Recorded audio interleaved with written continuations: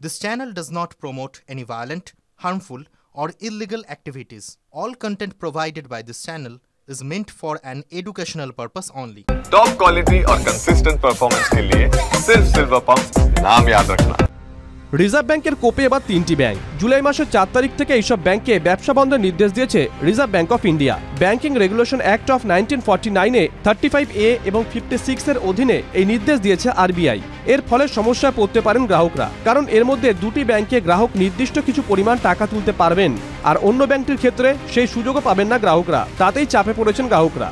RBI এই ব্যাংকগুলোর licence বাতিল করেনি, শুধু 6 মাসের সাময়িক একটা নিষেধাজ্ঞা জারি করেছে। পরবর্তীতে পরিস্থিতির উন্নতি হলে আরবিআই তাদের এই নিষেধাজ্ঞা তুলে নেবে। কিন্তু কোন কোন ব্যাংকের ওপর এই নিষেধাজ্ঞা চাপিয়েছে আরবিআই? জানা গেছে দিল্লির innovative cooperative urban bank limited, গুয়াহাটির the industrial cooperative bank limited এবং মুম্বাইয়ের দ্য ভবানী সহকারী ব্যাংক লিমিটেডের ওপরে এই নিষেধাজ্ঞা চাপিয়েছে ভারতের কেন্দ্রিক ব্যাংক।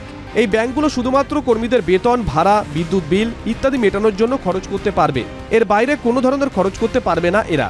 এইসবের মধ্যে দিল্লির innovative cooperative urban bank limited, গুয়াহাটির দ্য ইন্ডাস্ট্রিয়াল কোঅপারেটিভ ব্যাংক লিমিটেডের গ্রাহকরা নিজেদের অ্যাকাউন্ট থেকে সর্বোচ্চ 35,000 টাকা পর্যন্ত তুলতে পারবেন, জানিয়েছে আরবিআই। যদিও মুম্বাইয়ের দ্য ভবানী সহকারী ব্যাংক লিমিটেডের গ্রাহকরা এই সুবিধা পাবেন না। TV9 Bangla digital.